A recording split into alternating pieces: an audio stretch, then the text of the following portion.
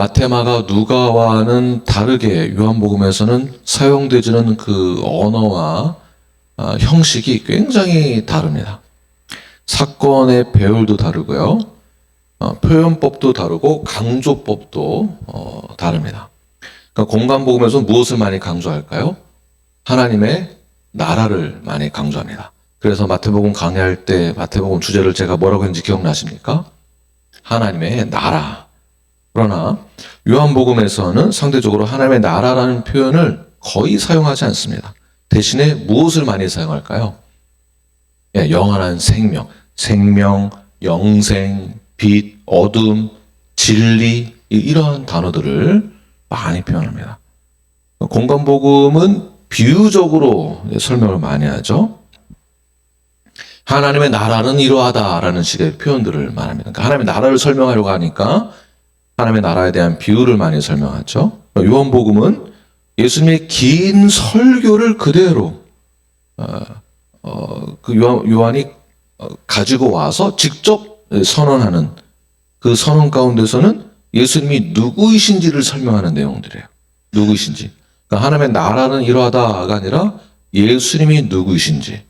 그래서 요한복음 보면 나는 길이요 진리요 생명이니 이런 표현들을 사용하시죠.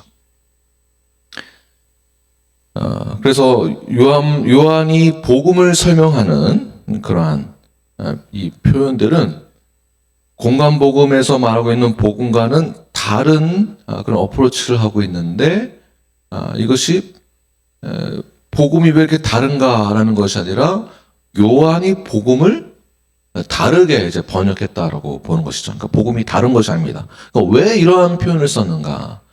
팔레스타인 그 당시에 유대교 토양에서 유대교 사상으로는 그 복음을 이해시키기 위하여서 헬라식 사고방식으로 언어를 다시 사용하여 풀어 설명하다 보니까 그러니까 그들의 사고방식대로 이 복음을 설명한 것이죠. 그러니까 그들이 알아들을 수 있는 언어로 풀어서 설명한 것입니다. 유대교적 뿌리에서 발생되어지는 그 당시의 전통에는 무엇이 있을까요? 그들이 가장 전통적으로 강조하고 있는 그런 절기들, 전통들을 보게 되면 유월절, 초막절, 성전, 안식일, 정결법, 율법 이런 것들이 있죠. 그래서 그 율법에 대해서 계속 논쟁을 많이 하고 성전에 관련돼서 논쟁을 많이 하는 부분들이 어디에 많이 나왔습니까? 공간복음, 마태, 마가, 누가. 요한은 이런 구약에서 그들이 강조하는 전통을 인용하여서 강조하는 것이 아니고 구약에서 예언했던 것들, 말씀했던 것을 은유적으로 이것을 사용하지 않고, 그러니까 이제 예수님은 이제 공간복음에서 그들 율법을 계속 강조하고 이런 논쟁이 있다 보니까 이제 뭐라고 말씀하시죠?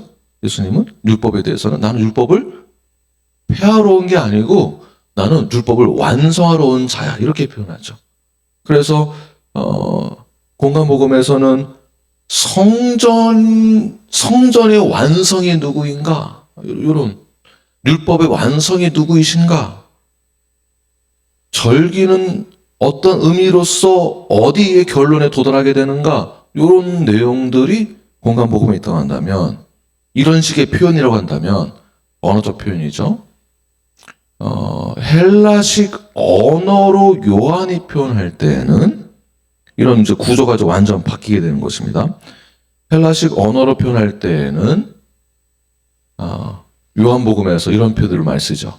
위아래 이런 표현이 뭐냐 하면 이게 이원론적 사고예요. 위의 반대가 어디입니까? 아래. 어둠의 반대는 빛, 어둠. 진리의 반대는 거짓. 이게 이원론적 사고 방식이에요. 자, 위아래, 어둠과 빛, 거짓과 진리. 이런 구조로 계속 반복되는 것이 요한복음입니다. 그래서 요한복음에서 거듭남을 설명할 때에 거듭남이란 이 거듭남의 원어의 이 뜻을 보게 되면 두 개의 의미를 가지고 있습니다. 거듭남은 무슨 뜻이죠? 다시 태어난다는 것이잖아요. 그럼 다시 태어난다라고 할 때의 이 의미가 이중적 의미를 갖고 있는데, 다시 태어난다라는 것이 어디에서 어디로 왔다라는 건가라는 것을 그 당시에 생각하게 되는 거예요. 그럼 다시 태어났다. 어디에서 내가 오는 것인가? 네, 세상에서 크리스찬으로. 네, 그렇죠. 이거를 다시 태어난다 할 때에는 새로 태어나는 거잖아요. 새로 태어나는 개념이니까 위에서 아래로 왔다라는 개념이 들어가는 것입니다. 이제 어떤 방식인지 이해되시겠죠? 다시 말해서 구원은 인간 스스로 이루어지는 것이 아니라 위에서 아래로 오신 예수 그리스도로 인하여서 거듭나게 된다라는 의미로 전달되어진 것이죠. 이게 헬라식 사고방식의 그 당시 갖고 있었던 언어적 유희라고 볼 수도 있습니다. 십자가라고 했을 때에는 십자가에서 죽으신 것으로 끝나는 것이 아니라 부활하시고 승천하시는 거잖아요. 이 개념이 아래에서 위로 올라간다는 개념인 거죠. 자, 이것이 이제 플라톤 이제 철학이에요. 플라톤. 여러분 이제 아시는 거겠지만 플라톤의 동굴 그 그림자 비유 아시죠? 눈에 보이는 세상은 가짜다. 영원하지가 않다. 그럼 영원한 게 뭐냐? 이데아라는 이데아. 영원하다. 그래서 이성이 영원하고 눈에 보이는 현실, 물질은 영원하지 않다. 그래서 이거 이원론으로 생각하는 거죠. 이 세상을 바라볼 때 이원론으로 생각하는 것이죠. 그래서 마태, 마가, 누가는 예수님이 무엇을 하셨는가라는 것을 강조하는 측면으로 이제 시작을 하죠. 그러니까 예수님이 어디에서 태어나셨고 어디에서 자라서 어디에서 무엇을 했다 이렇게 진행되어집니다. 제가 너무 멀리 갔나요? 요한복음에서는 이런 이원론적 사고방식이 있으니까 예수님이 그러니까 이데아가 굉장히 중요한 거니까 뭘로 시작해야 되는지를 알고 처음 문장 요한복음 1장 1절 여기가 핵심이 되는 거예요. 가장 처음 먼저 등장한 것이 무엇입니까? 태초에. 이 태초가 무엇을 말하는가? 창세기 1장 1절 무엇이죠? 태초에 하나님이 천지를 창조하시느니라. 그 태초가 누구냐? 이렇게 시작되는 거예요. 그 태초가 누구냐? 그러니까 예수님이 무엇을 했느냐가 아니고 예수님이 누구냐? 너희들이 알지 못하는 위의 세계에 이 땅이, 이 지구가, 천지가 창조되기 이전부터 태초부터 계신 분, 완전하신 분이 누구냐? 이걸 설명하고 있는 것입니다. 그래서 다른 공간 보건가는 이 언어 자체가, 단어 자체가 다르게 이 복음을 해석한 것이죠. 그래서 요한이 말하고자 하는 그 핵심은 창조가 무엇이냐 이걸 말하는 게 아니라 창조 이전부터 계신 분이 누구냐. 누구죠? 아니 여기 말씀대로 보면 네, 말씀이니라. 말씀. 1장 1절 말씀 함께 읽겠습니다. 시작. 태초에 말씀이 계시니라. 이 말씀이 하나님과 함께 계셨으니 이 말씀은 곧 하나님이시니라. 2절 시작. 그가 태초에 하나님과 함께 계셨고. 자, 이 1절부터 시작되어지는 요한의 선포를 듣는 화자들은 벌써 생각 자체가 달라지겠죠. 내가 생각하던 그 이대와 그 이상의 누군가 있다라는 거네. 그가 하나님이라고? 그가 말씀이라고? 그 말씀이 곧 하나님이라고? 벌써 딱 생각이 정립이 되는 거야. 이성적으로, 논리적으로. 그 말씀이 태초부터 계셨는데 말씀이 생겼다, 말씀이 되었다, 말씀이 창조되었다 이렇게 표현하지 않고 말씀이 계셨다라고 말. 말씀이 계셨다. 다시 말해서 예수님이 갑자기 어떻게 그냥 누군가에 의해서 등장되거나 누군가의 탄생에 의해서 됐다라기보다는 원래 존재 그 자체였다라고 보는 것이죠. 원래 그 존재 자체였다. 어떻게 저렇게 시작됐다 이게 아니라 태초부터 원래 존재하던 그 이상의 존재하시던 분이시다. 그래서 그 말씀이 하나님과 함께 하셨으니 함께 했다. 말씀 함께 했다. 어떻게 생각되십니까? 누구가 기억나시죠? 말씀에서 로고스를 말하는데 이 로고스가 오늘날의 예수 그리스도를 말하죠. 성자. 말씀이 이 성자가 하나님과 함께 했다. 성자가 하나님과 함께 했다. 성부와 함께 했다. 아버지와 아들의 관계성을 유지해주고 있는 것이죠. 성자와 성부가 구분되어 있는 동시에 깊은 관계를 갖고 있는 것을 표현하면서 이 말씀은 곧 뭐라고요? 굉장히 헷갈리죠. 구분시켜 놓고서는 이 말씀이 또 하나래. 뭐를 뜻할까요? 신성을 그대로 이 말씀이 하나님과 동등된 신성을 그대로 가지고 있다고 보는 것입니다. 구분되는 것을 선포하는 동시에 하나님과의 본질적으로도 동일되어졌다라고 보는 그 신성, 예수님의 신성을 그대로 표현하고 있죠. 자, 구별되지만 예수님은 하나님과 구별되지만 하나님이시다라는 얘기입니다.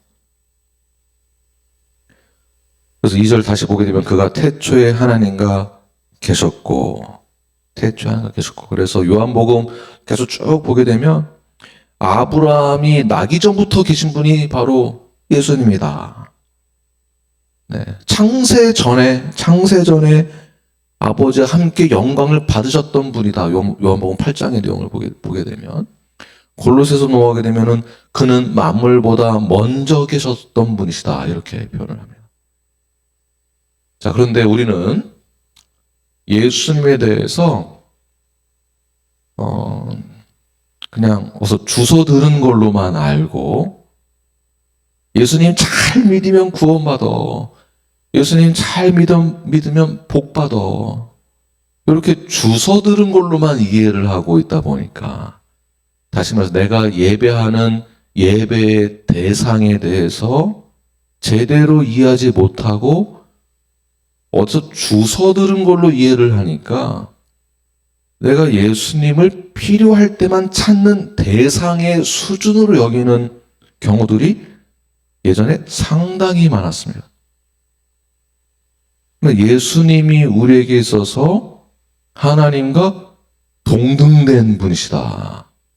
예수님은 곧 하나님이시다라고 믿는다면 우리는 예수님에 대해서 쉽게 생각할 수 없습니다. 가볍게 생각할 수 없다라는 뜻입니다. 만약 내가 예수님을 필요할 때 찾는 존재 정도의 수준으로만 믿고 있다면 우리의 신앙이 계속 흔들리게 됩니다. 예수님이 나의 상황을 도와주시는 분으로만, 나의 필요를 채워주시는 분으로만 믿고 있다면 우리는 그 상황이 바뀔 때마다 나의 신앙은, 내 믿음은 계속 흔들리게 됩니다. 그러나 예수님이 하나님이시면 내 상황이 흔들리고 내 인생에 문제가 있어도 예수님이 하나님이신데 하나님이 흔들리시겠습니까?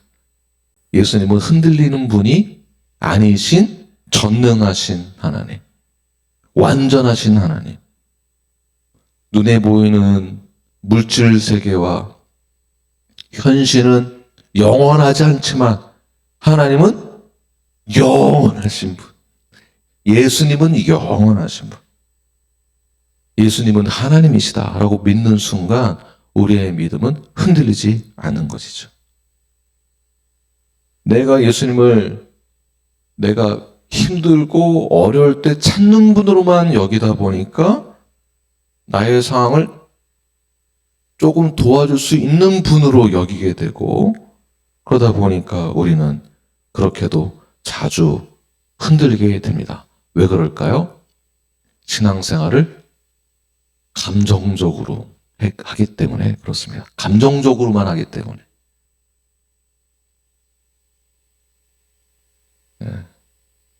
특히 우리 여성분들 중에서도 여성 호르몬이 아주 강할 때, 그때는 굉장히 감정적으로. 그 이유가 되면은 반대로 남성분들, 언제일까요? 남성 호르몬이 저하됐을 때에 그렇게 우리가 감정적으로 신앙생활을 하게 됩니다. 감정적으로. 그래서 지난 시간에도 주일날 말씀에서도 내 양심이 언제 많이 흔들리는가, 이런 유혹이 언제 많이 넘어지는가, 이런 부분들에 이제 흔들리는 것이죠. 그러다 보니까 예수님의 신성을 가볍게 여기고 내 예수 그리스도의 보혈의 능력으로 예수님이 우리를 대속함으로 내가 구원받은 그 사실, 거듭났다는 그 사실을 감정적으로 너무나 쉽게 받아들이거나 쉽게 해결하려고 합니다. 거듭났다. 요한복음에서 해석을 보면 어떻다고요? 우리가 어디에서 온 것입니까? 어떻게 거듭났습니까? 거듭나면 위에서 아래로 온 것입니다. 우리가 그 정도의 사람이 된 거예요. 새로운 자, 완전히 다른 세계에서 온 자라고 믿고 다짐을 하고 주님을 하나님으로 의지하고 믿는 그 신앙을 가졌을 때에는 우리가 쉽게 넘어지지 않는다는 것입니다. 이러한 신앙 고백으로 우리가 이렇게 예수님을 믿고 살아내시는 저와 여러분이 되기를 간절히 축원합니다. 3절 말씀 읽겠습니다. 시작. 만물이 그로 말미암아 지은 바 되었으니 지은 것이 하나도 그가 없이는 된 것이 없느니라. 네, 만물이 그로 말미암아 지어졌다. 그가 없이는 된 것이 하나도 없다. 예수님은 이 세상이 창조되어질 때에 무슨 뜻인가요? 그때부터 창조주로 같이 이 세상을 창조하신 분이다라는 거죠. 예수님이 조력자도 아니고 그 뒤에서 이렇게 지켜보던 참관자도 아니고 예수님이 누구시라고요? 창조자. 그런데 꼭 예수님이 십자가에서 우리 때문에 죽으시고 그거 생각하면 울고 불고 굉장히 예수님을 힘없는 분으로 생각하는데 그게 아니라 예수님은 누구시다? 창조주이시다. 골로새서 1장 16절 보게 되면 만물이 그에게서 창조되되 하늘과 땅에서 보이는 것들과 보이지 않는 것들과 혹은 왕권들이나 주권들이나 통치자들이나 권세자들이나 만물이 다 그로 말미암고 그를 위하여 창조되었고. 아멘이시죠? 지금 요한복음 이해가 되니까 나머지 성경들이 책들이 이렇게 이해가 되는 것입니다. 그래서 우리가 구속되어졌다라는 것은 이 구속은 새로운 아이디어로서 탄생된 것이 아니라 처음부터 창조주께서 이 우리를 구속하기로 작정하셨고 이 작정은 우리와의 회복의 관계를 이루기 위해서 만들어진 새 창조라고 보는 것입니다. 그러니까 우리가 구속됐다는 것은 그냥 이렇게 원래 이랬는데 내가 이렇게 만들어줄게. 고쳐줄게 이런 차원이 아니에요. 완전히 새롭게 하겠다는 새 창조를 말하는 것이에요. 새 창조. 그러니까 구속의 개념이 필요 없고 쓸모없고 넘어지고 자빠지고 죄 때문에 죽어야 하는 그 대상을 살짝 고쳐가지고 좀 이렇게 부족한 거 조금 채워줘서 살 만큼 해주는 게 아니고 무엇이라고요? 완전히 새롭게 되었다는 새 창조의 개념이에요. 그러니까 옆 사람 보시면은 아이고 저거 저 고쳐도 쓸모없는 저거 아니고 어떠한 개념으로 바라봐둘까요? 새롭게 창조된 하나님의 자녀로 보는 것입니다. 그래서 요한복음 3장에서도 거듭났다는 것을 반복하면서 이게 위에서 아래로 새 창조도 위에 있는 그 세계가 이 피조 세계, 이 현실, 무너져가는 이 현실에 새 창조가 완전히 덮어지는 그런 개념이에요. 하나님의 생명이 완전히 이 땅 가운데 임하는 개념, 덮어지는 개념. 예수 보혈이 우리에게 이렇게 묻혀진 게 아니고 피로 덮어진 개념이에요. 예수님의 피가 우리를 덮었기 때문에 우리의 죄가 안 보인다라고 보는 것입니다. 이렇게 흐릿하게 보이는 게 아니고 완전히 안 보이는 개념이에요. 무엇이 안 보인다고요? 나의 죄가. 네, 김 목사의 죄. 반대로 당신의 죄.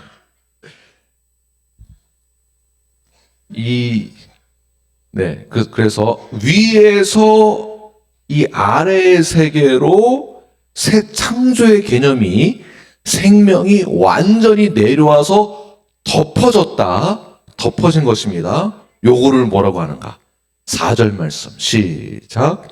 그 안에 생명이 있었으니 이 생명은 사람들의 빛이라. 네. 요한복음에서 요한이 말하고 있는 이 생명은 단순히 나의 생명을 보존하는 그러한 생명이 아니죠. 생존하고자 하는 그러한 보존이 아니죠. 오래 사는 거 이걸 말하는 게 아닙니다. 이 생명은 무엇일까요? 하나님의 생명은 무엇일까요?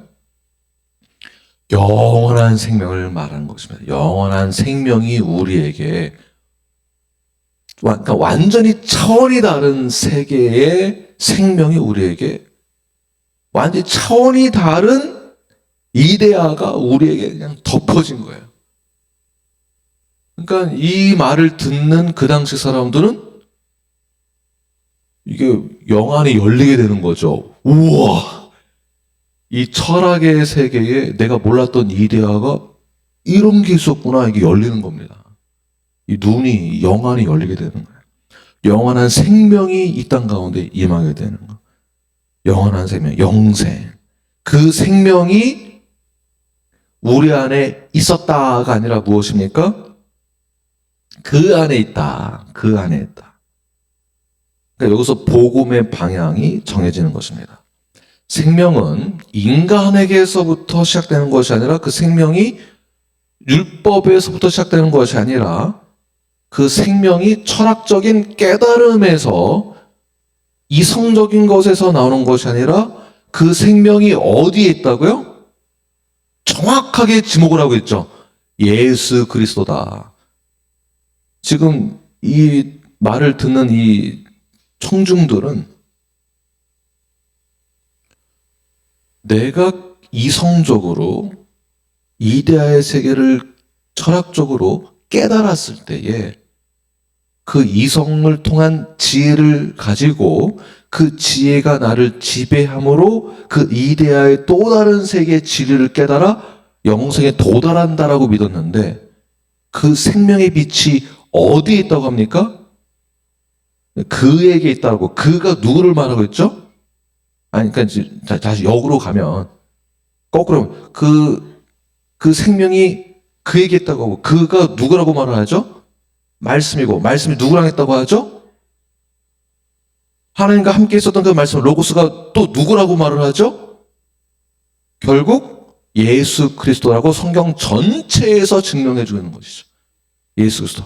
구약에서부터 계속 예언해 오고 있는, 신약 전체에서도 예수님에게 초점을 두고 있는, 그래서 복음의 방향은 아래에서 위가 아니고 인간에서 인간이 아니고 하늘에서, 그곳에서, 위에서 아래로, 빛이 어두움으로,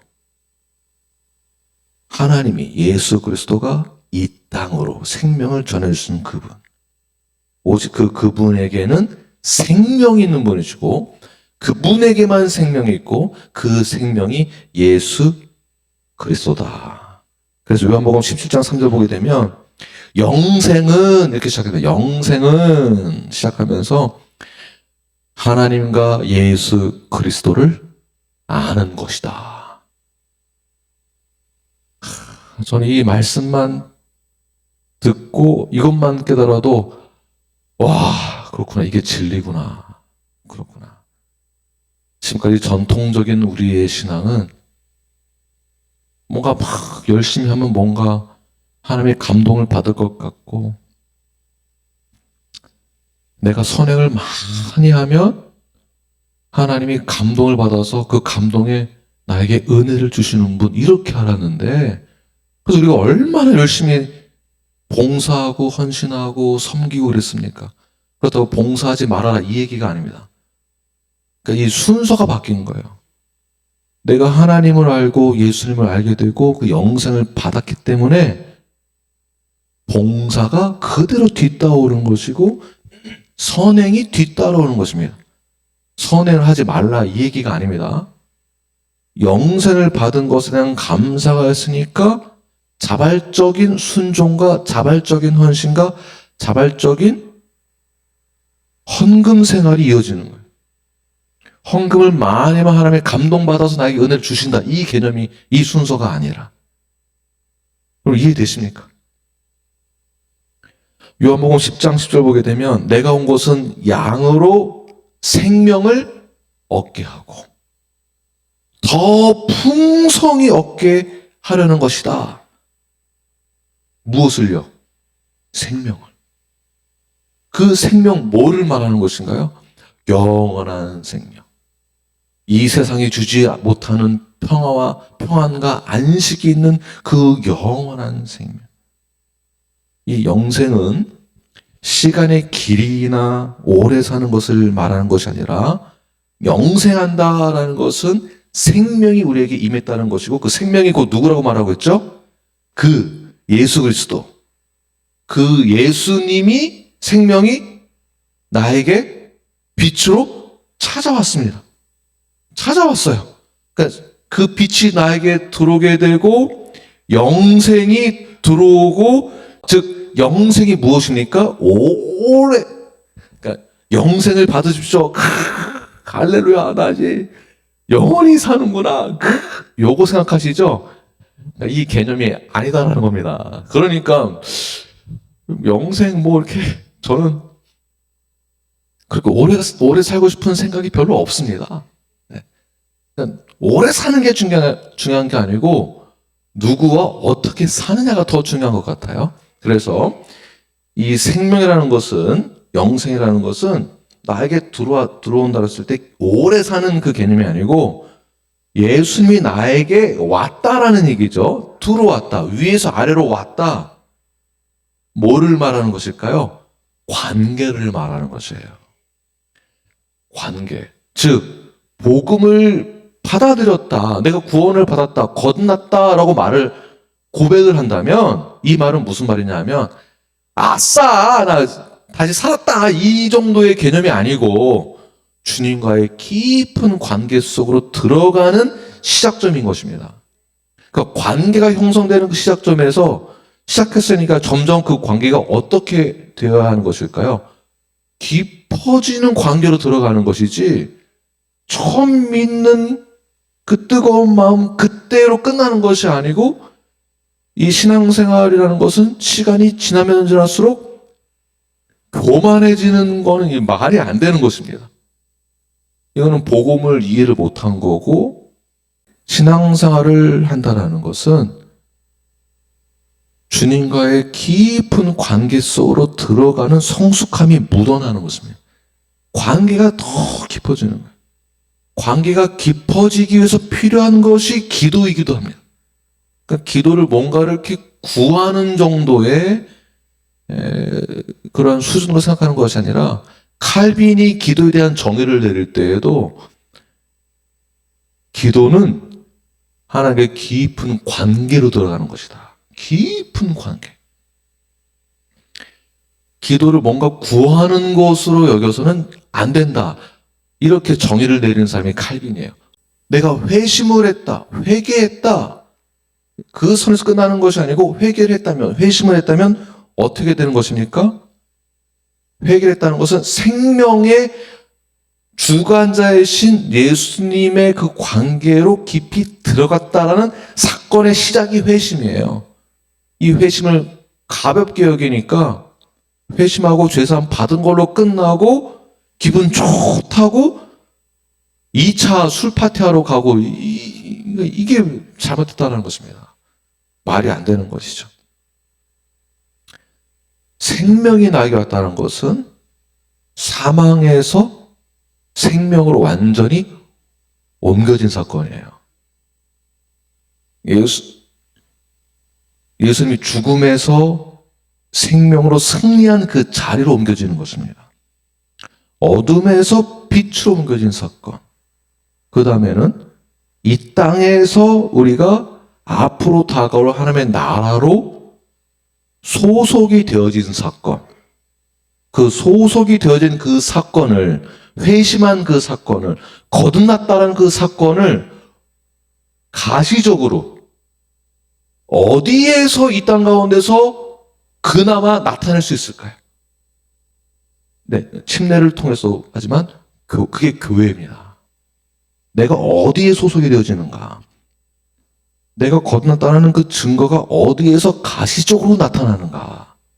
그래서 눈에 보이는 교회라고 정의를 내리게 되는 것이고, 눈에 보이는 그 교회, 흩어지면 교회라고 보지 않는 거죠. 안 보이니까. 눈에 보이는 그 교회에 소속이 되어짐으로 내가 거듭났다라는 그 증거가 그나마 가시적으로 교회 안에서 이 교회가 확장되어지면서부터 복음이 선포되어지고 내가 받은 그 생명과 빛이 그들에게 전해지고 이것이 확장되어지고 거듭난 자들이 점진적으로 이 세상 가운데서 빛의 역할을 감당해내는 것. 그러면서 어디에 소속되어 있다고요? 하늘 위에 소속이지만, 빛의 소속이지만, 생명의 소속이지만 가시적으로는 어디에 소속되어 있다? 교회. 교회가 이렇게 중요한 것입니다. 근데 교회가 맨날 싸우고 교회 안에 들어가면 어둠과 빛으로 나눠져 있고 거짓과 진리로 나눠져 있고 그래서 이것을 다시 회복시키고자 성경적인 건강한 교회로의 전환을 위해 어느 김한국 목사는 어떤 분이 그렇게 이것을 강조하고 외쳤던 것입니다. 교회의 소속에 대한 중요성에 대해서. 여러분 김한국 목사 아시는 줄 모르겠습니다.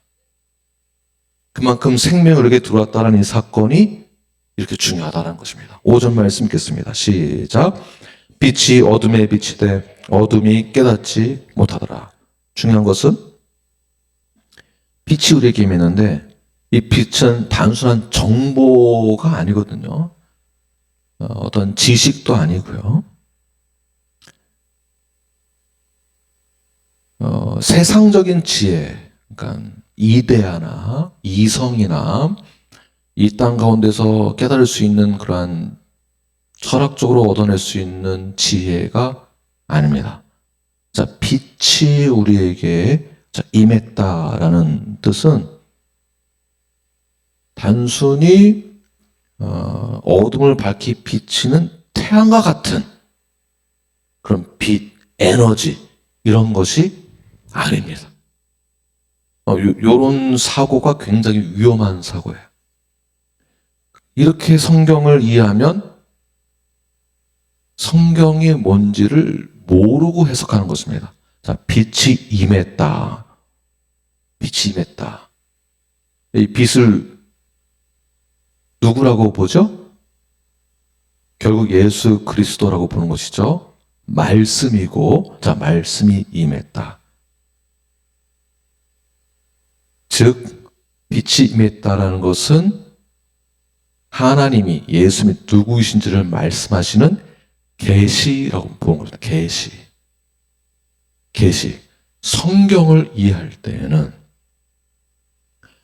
성경을 하나님의 계시라고 이해를 하고 전제하고 성경을 읽어야 되는 것입니다. 성경은 우리에게 인포메이션을 주기 위해서 하나님이 계시해 주신 것이 아니에요. 그 인포메이션은 깨달음은 이런 것이다. 구원은 이런 것이다. 꼭 이것만을 말하고자 하는 것. 과학은 이런 것이다. 이런 걸 말하는 게 아니에요. 그래서 성경을 계속 과학적으로 설명하려고 하는 시도 자체가 이것은 인간의 무지함이라고 보는 것입니다. 인간의 무지함. 이걸 또 누가 말하는 줄 아십니까? 성경을 과학적으로 설명하려고 하는 것은 인간의 무지함이다. 이거 워딩은 그대로 아니지만 제가 제 말로 바꾼 것이지만 이건 역시 칼빈이 주장한 것입니다. 성경은 무엇이다? 계시. 빛은 무엇이다? 계시. 그럼 계시가 무엇입니까? 하나님이 누구신지를 스스로 나타내시는 것을 어떻게 과학적으로 증명을 하고 철학적으로 증명할 수 있겠습니까? 인간의 이성이나 지혜나 지식으로는 도무지 이해할 수 없는 창세에 전부터 계셨던 분을 그나마 우리가 이해할 수 있도록 하나님이 우리가 이해할 수 있는 언어로 자기 스스로를 나타내신 거예요. 우리가 전부 다 이해할 수 없죠. 그래서 과학적으로 증명할 수 없는 부분도 많이 있는 거죠. 그래서 빛은 지식이 아니고요. 지식 이전의 계시라고 봐야 되는 것이고요. 빛은 도덕적인 어떠한 삶을 살아가게 해주는 어떠한 지식이 아니라, 지혜가 아니라 이 빛은 구원이기도 합니다. 구원이 우리에게 임하고 하나님의 말씀, 계시가 우리에게 임하는데 이 계시가 임했을 때 어둠을 깨고 그 빛을 비춰주심으로 실체가 드러나게 되고 길이 나눠지게 되는 것이죠.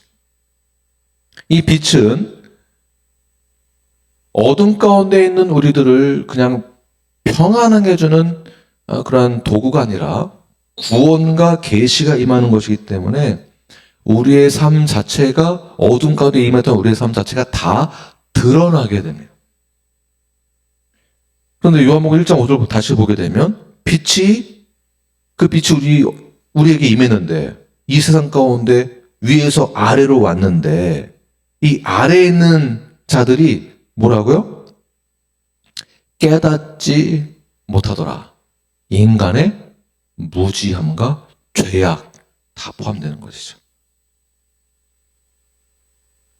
깨닫지 못했다는 것은 그냥 단순히 이해하지 못했다라는 개념이 아니고요. 그 말씀을 붙잡지 못했다라는 뜻입니다. 그 빛을 거절하는 그 이유들이 요한복음 3장 19절에 나와 있는데요. 왜 그러는가? 사람들이 빛보다 뭐를 더 사랑했다? 어둠을 더 사랑했다. 그러니까 예를 들어서 하나님이 빛을 딱 주시고 야, 너 빛 받아들여. 안 받아들이면 큰일 난다. 로봇처럼 빛 임하면 다 받아들이고 빛 임하지 않으면 어둠 가운데 있고 이게 아니고 지금 요한복음 3장 19절 보게 되면 사람들이 빛보다 뭐를 더 사랑했다? 어둠을 사랑했다. 그래서 이거를 신학적으로 더 설명해 드리면 숙명론이라고 하는데 숙명론은 인간이 마치 로봇 같아가지고 하나님이 너 이루어 하면은 나는 선택권 없이 그냥 끌려가는 것 이런 개념이 아니라는 거예요. 그러니까 칼빈도 주장하는 것이 이런 개념입니다. 사실은 사람이 뭐를 더 좋아했다? 깨닫지 못한 자들은 뭐를 더 좋아했다? 어둠을 더 사랑했다라는 거죠. 그런데 빛으로 나오는 자들은 요한복음 3장 21절 보게 되면 진리를 따르는 자들은 빛으로 나온다. 진리를 따르는 자들은, 그러니까 이러한 자들이 선택을 받았다라고 보는 겁니다. 그래서 진리를 따르는 자들이.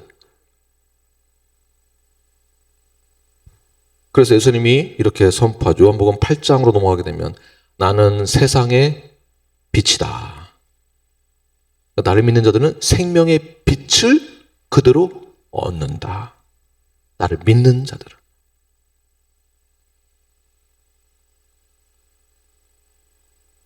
우리가 빛 앞에 서면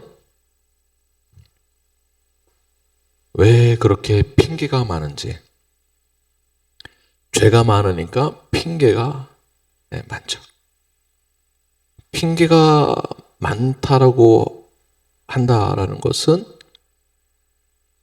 이 빛을 받아들이지 않겠다라는 것입니다. 왜? 예수님이 누군지 모르니까. 그러나 빛이 우리에게 임하고 그 빛을 받아들이는 자들은 나의 합리화가, 나의 이성이 다 깨지기 시작하는 것입니다. 완전히 위에서 아래로 임하는 생명이 우리에게 덮어졌기 때문에 그렇습니다. 그런 자가, 그것을 인정하는 자가, 회개하는 자가, 빛을 받아들이는 자가 태초부터 계신 그 하나님, 태초부터 계셨던 그 말씀, 그 말씀이 육신이 되어 오신 예수 그리스도를 믿음으로 말미암아 하나님의 자녀가 되는 것입니다. 생명의 근원이 무엇인지를 깨닫게 되고 창조주가 누구신지를 깨닫게 되고 어둠을 이기신 그 빛 대신 예수 그리스도가 누구인지를 깨닫게 되는 것. 그때야 비로소 생명을 가진 자가 되는 것입니다. 생명을 가진 자, 영원한 생명. 그 영원한 생명을 가진 자가 바로 우리 모두 여러분들이십니다. 그러므로 요한복음 말씀, 앞으로 강의 말씀 들을 때에 이 말씀을 단순히 성경 공부를 해서 지식을 많이 쌓는 정도의 수준으로 여기지 마시고 이 말씀이 육신이 되어 오신 예수 그리스도가 우리의 모든 죄를 사하여 주시기 위하여서 하나님의 구원 계획 가운데 순종하셨다라는 그 역사적인 사실과 역사적인 사실, 그리고 더 나아가 하나님의 주권적인 그 은혜를 깨달아 순종의 삶, 예수님과 깊은 관계로 이어져 나가는 삶, 더 나아가 성화, 성숙의 삶으로 나아가시는 우리 건강한 성도 여러분이 되기를 간절히 축원합니다. 기도하겠습니다.